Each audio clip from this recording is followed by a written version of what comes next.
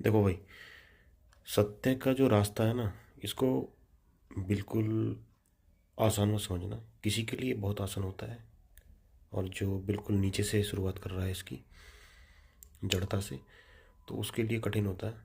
ये बिल्कुल एक ऐसा है जैसे कि तुम तलवार की धार है ना, बिल्कुल उस पर चल रहे हो।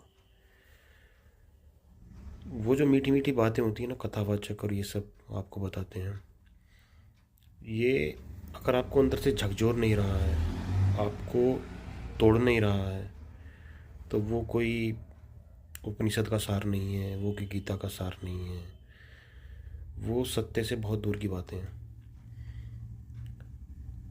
जब तक आप टूटते नहीं हो, जब तक तुम्हारा अहंकार चोटिल नहीं होता, तब तक तुम सत्य के झलक के भी बिल्कुल आसपास भी नहीं हो।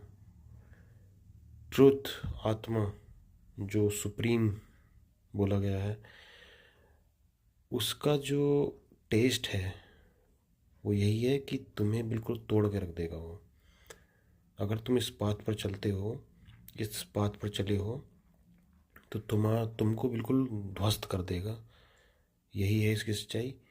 और अगर चलकर देखना चाहते हो तो खुद टेस्ट करो इसको, क्योंकि तुम्हारे जितने भी बॉन्डेज है ना, यहाँ पर उनको तोड़ने की बात होती है। तुम्हारा अस्तित्व पूरा खतरे में आ जाता है, और तुम बार बार भागते हो। कोई सच्चा गुरु मिलेगा तो उससे भागोगे, खुद से भागोगे, और तुम्हारा मन पूरा अस्त व्यस्त हो जाएगा। और यही इसकी सच्चाई है। यही इसकी सच्चाई है कि जब तुम एक सुप्रीम रियलिटी यानी इनसे जब सीधा मिलने की बात करते हो ना, तो ये भी ऐसे नहीं बुलाते आपको।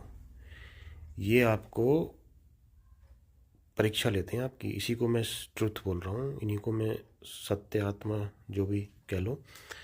तो ये वो तरीका है कि जैसे कबीर ने भी कहा है कि प्रेम गलियति सांकरी तामे दो न समाये। तो इनको अगर मिलना है तो तुमको हटना पड़ेगा उस रास्ते से।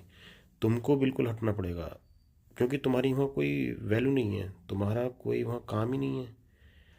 तो टकराओगे तो तभी तो टूटोगे, जब टूटोगे तभी मिलोगे उस ट्रुथ से। और बाकी जितना भी ये चल रहा है ना, ये सब बकवास है।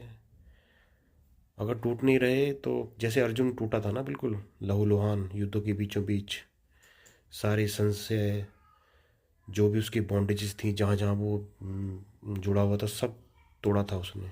और गीता सिर्फ इसी की बात करती है, सिर्फ आपको तोड़ती है। यही सत्य है।